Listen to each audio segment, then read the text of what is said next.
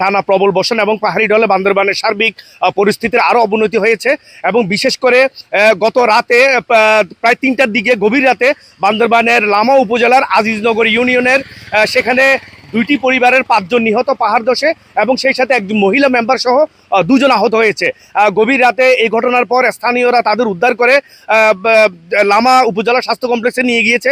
আমি একটু আগে জেলা প্রশাসক সানিউল ফেরদৌসের সাথে কথা বলেছি। উনি যেটি বলেছেন, প্রশাসন, দমকল বাহিনী, নিরাপত্তা বাহিনীর লোকজন, স্থানীয়রা তারা মিলে রাতে যে 2টি পরিবার মাটি চাপা পড়েছে তাদেরকে রাতেই উদ্ধার করে হাসপাতালে নিয়ে যাওয়া হয় এবং সেখানেই 5 জন মারা যায় এবং 2 জন আহত হয়েছে।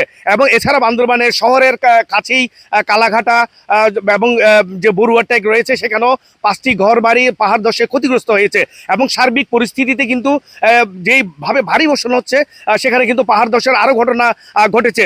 ইতিমধ্যে প্রশাসন এবং পৌরসভা, ইউনিয়ন পরিষদের পক্ষ থেকে বিভিন্ন জায়গায় যেখানে ঝুঁকিপূর্ণ বসবাস করছে সেখানে মাইকিং করা হচ্ছে এবং সেই সাথে একটি বিষয় জানিয়ে রাখি, গত 24 ঘন্টায় যে বৃষ্টিপাত হয়েছে সেটি 140 মিলিমিটার বৃষ্টিপাত হয়েছে আমাদেরকে, যেটি আবহাওয়া অধিদপ্তর থেকে জানানো হয়েছে। এবং সেই সাথে বান্দরবানের যে 3টি নদী রয়েছে, যে সাঙ্গু, মাতামুহুরী, বাকখালী নদী, এগুলি বিপদসীমার উপর দিয়ে পানি প্রবাহিত হচ্ছে এবং ইতিমধ্যে নিম্নাঞ্চল প্লাবিত হয়েছে।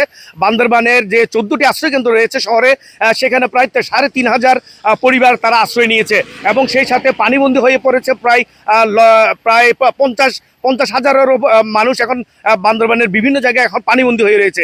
এইসব জায়গায় নিরাপত্তা বাহিনী থেকে, সেনাবাহিনী থেকে, প্রশাসন থেকে শুকনো খাবার এবং উদ্ধার অভিযান চালানো হচ্ছে এবং সেই সাথে যে অন্যান্য যে আশ্রয় কেন্দ্রগুলো রয়েছে সেখানেও লোকজনদেরকে নানাভাবে সহায়তা দেওয়া হচ্ছে। আরেকটি বিষয় আমি জানিয়ে রাখি যে বান্দরবানের মূলত গত 4 দিন থেকে যেই ভারী বৃষ্টিপাত হচ্ছে এবং যে প্রবল বর্ষণ এবং পাহাড়ি ঢলের কারণে যে সাঙ্গু নদীপথের থানসি উপজেলায় সকল ধরনের নৌ চলাচল বন্ধ রয়েছে এবং লামা উপজেলায় মাতামুহুরী নদীতেও নৌ চলাচল বন্ধ রয়েছে এবং সেই সাথে যে পর্যটকরা যেখানে আটকা পড়েছিল তাদেরকেও নানাভাবে উদ্ধার করে এবং নিরাপদ জায়গায় সরে যেতে মূলত বলা হয়েছে।